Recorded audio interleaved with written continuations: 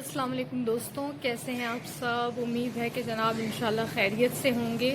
और आज जो है वो एक बहुत ही ज़रूरी चीज़ मैं आपके साथ शेयर करना चाहती थी, लेकिन उससे पहले थोड़ा सा जो है वो मैं वो प्लांट्स आपको दिखाना चाहती थी ये रही मेरी एलामेंडा की बेल, जिसके बारे में जो है वो मैंने आपको पहले एक वीडियो जिसके बारे में शेयर की थी।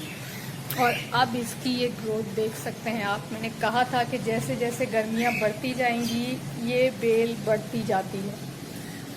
और अब जो है ये देखिए, और पीछे का व्यू इतना कुछ अच्छा नहीं है अभी, क्योंकि अभी कुछ मैंने कहा था चीज़ें मुझे सेट करनी है। और ये देखिए जनाब,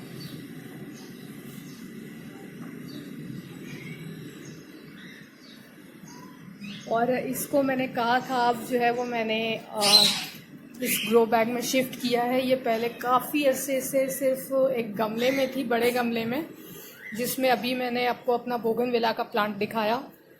तो अब इसके जो है पत्ते बेचारे जो हैं वो यहाँ से भी बढ़ने लगे हैं, इनका साइज़ बड़ा होने लगा है, वरना सिर्फ ऊपर के पत्ते जो हैं वो बड़े हुआ करते थे। तो अब जो है इसको नई जगह देने पर ये आप देख सकते हैं। और इसके अलावा जो है मैं अभी आपको दिखाती हूँ, कुछ मैस भी है यहाँ पे, उसके लिए माजरत।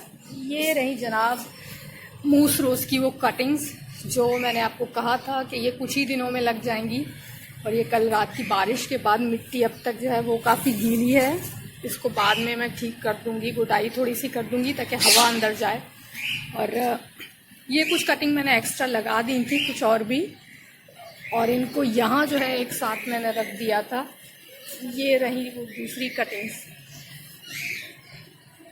ये आप देख सकते हैं।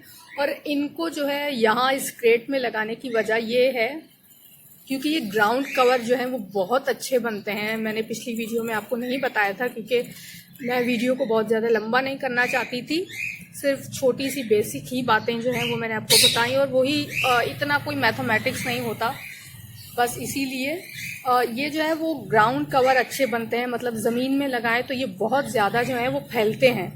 अब गमले में जो है वो इतना कोई जो है नहीं होती है जगह। ये क्रेट्स काफ़ी बेहतर होती हैं अगर इस तरह के प्लांट्स आपको लगाने हैं। जैसे ये मेरा बेबी सनरोज का प्लांट आप देख सकते हैं, ये फैलते बड़ा अच्छा हैं। तो इसीलिए जो है अब यहाँ तो क्यारी मेरे पास है नहीं, ये क्रेट्स ही मुझे मिल गई मुफ्त में। तो पहले मैंने कभी क्रेट्स में उगाए नहीं है पौधे, लेकिन मुझे थोड़ा सा आइडिया आया कि चलो इस तरह करके देखते हैं। पानी पे बस आपने कंट्रोल रखना होता है इनमें, और बस। तो ये इसीलिए मैंने इनको यहाँ इस तरह क्रेट्स में लगाया है, ताकि ये अगर फैलते हैं तो बड़ा खूबसूरत जो है वो लगेंगे। गमलों में ये आप देख सकते हैं मेरे पास, ये मेरे पिछले साल के ही हैं वैसे। तो गमलों में जो है वो इतना कोई जगह जो है मिलती नहीं है इनको, ये क्रेट्स कुछ हद तक बेहतर हैं, तो इसीलिए जो है वो मैंने इनको यहाँ लगाया है। और आज जो है वो इन्हीं से मुतालिक एक बहुत ही ज़रूरी चीज़ के बारे में मैं आपको कुछ बस थोड़ी सी टिप्स आप समझें, या जिस चीज़ से मैं जो है वो गुजरी हूँ वही मैं आपसे शेयर करना चाहती थी, ताकि अगर कोई मेरी तरह जो है वो स्ट्रगल कर रहा है तो उसको जो है वो मदद हो जाए। तो मैं आपको दिखाती हूँ। सबसे पहले तो उस जगह लेके जाती हूँ। तो जनाब ये है वो चीज़ जो मैं आपके साथ शेयर करना चाहती थी इसके बारे में। और वीडियो को ज़्यादा लंबी ना करते हुए अभी फ़िलहाल मैं बस थोड़ा सा ही बातें आपको बताऊँगी, और वही जो है वो ज़्यादा ज़रूरी हैं। तो सबसे पहले अगर किसी को समझ नहीं आ रहा ये क्या है और मैं क्यों दिखा रही हूँ, तो ये है मेरे कंपोस्ट बकेट्स, मतलब जिनमें मैं खाद बनाती हूँ। क्योंकि मेरे पास जो है वो कच्ची ज़मीन नहीं है जहाँ मैं गड्ढा खोद के जो है वहाँ कंपोस्ट बना सकूँ।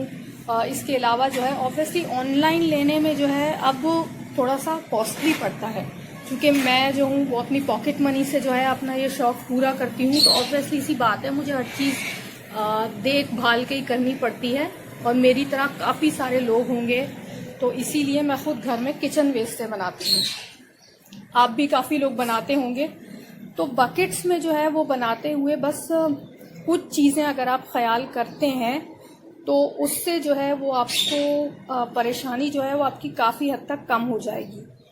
वो ये कि जब आप बकेट्स में खाद बनाते हैं इस तरह से, ठीक है, तो सबसे पहले जो है आपने इन बकेट्स के नीचे बिल्कुल जो गोलाई में है, अभी मैं आपको दिखा नहीं सकती, यहाँ की मैं बात नहीं कर रही है, सुराख मत कीजिएगा, ये मैंने किसी और वजह से किए थे। मैंने सोचा था मैं इनमें पौधे लगाऊंगी, बट मुझे प्लास्टिक में इतना कोई एक्सपीरियंस नहीं है, तो मैंने वो इरादा कैंसिल कर दिया। तो ये उस वजह से मैंने किए थे। मैं यहाँ की बात नहीं कर रही, मैं नीचे की तरफ बिल्कुल बीच में जो है गोलाई में आपने जो है वो सुराख करने हैं, वो मैं बात कर रही हूँ। ठीक है, तो वहाँ जो है आपने कुछ सुराख करने हैं। अगर चाहे तो ड्रिल मशीन से करवाने हैं, आप चाहें तो छुरी को गर्म करके जो है वो कर सकते हैं, पुराना टोटका।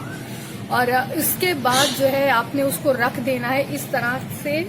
किसी भी, ये मेरे पास कलर के डिब्बे थे या कोई भी इस तरह का बकेट हो आपके पास, आप उसमें रख सकते हैं। ये इससे होता ये है कि जब आप ये किचन वेस्ट डालते हैं ना, तो ये कुछ अरसे के बाद जो है अपना लिक्विड छोड़ना शुरू कर देता है, मतलब अपनी नमी, चाहे फलों के छिलके हों, इस तरह से सब्जियों के हों, तो ये अपनी नमी छोड़ना शुरू कर देते हैं। फिर वो नमी अगर इस बाल्टी के अंदर रुकी रही, ठीक है, तो वो बहुत ही गंदी बू जो है वो उससे आती है एक तो, और फिर आपकी कंपोस्ट जो है वो बनने में बहुत ज़्यादा टाइम लेती है।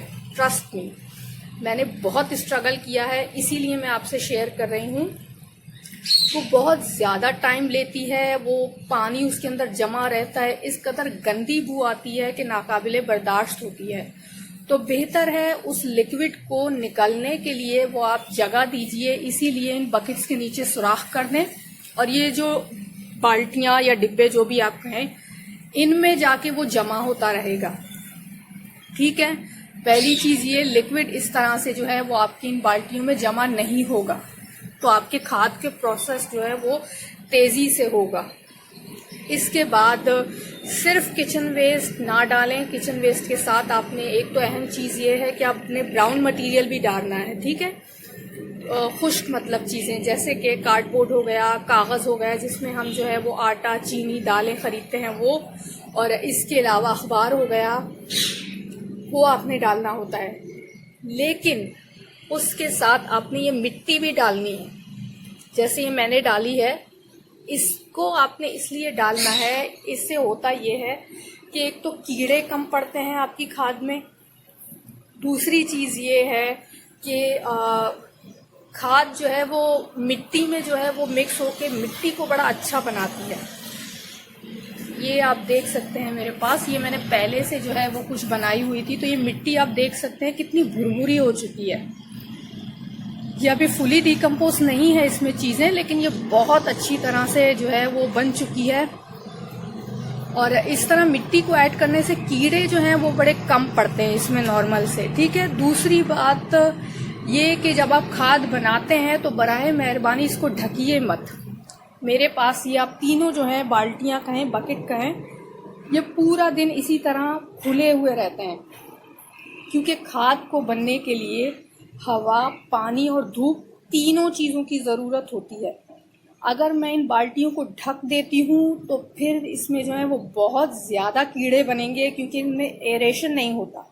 ये प्लास्टिक की बाल्टियां हैं तो इनमें जो है वो एरेशन नहीं होता है, इसलिए अभी आप देख सकते हैं कि इनमें कोई भी कीड़े नहीं।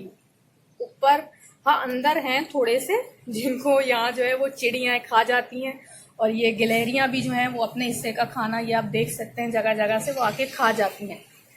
तो बस यही मैं आपके साथ शेयर करना चाहती थी, क्योंकि मैंने काफ़ी स्ट्रगल किया है खाद बनाने के लिए। तो फिर एंड ऑफ द डे मुझे जो है खुद ही आइडिया आया कि यार इन बाल्टियों को नीचे से सुराख कर दें तो ज़्यादा बेहतर है, ताकि वो लिक्विड बहे, और आप चाहें तो उसको एज अ कंपोस्ट भी इस्तेमाल कर सकते हैं महीने में 2 दफ़ा, या अगर नहीं चाहते तो फिर आप उसे ज़ाया कर दें, ये आप पर है। और उम्मीद है कि आपकी जो है वो थोड़ी बहुत आपको आइडिया हो गया होगा, हेल्प हो गई होगी, क्योंकि मैंने काफ़ी स्ट्रगल किया है। तो मेरी तरह आप लोग जो है वो इतना स्ट्रगल ना करें, ताकि आपका दिल ना टूटे। तो दोबारा आपसे जो है वो किसी और वीडियो में मुलाकात होगी, तब तक अपना बहुत ख्याल रखिए। अल्लाह हाफिज़ एंड हैप्पी गार्डनिंग।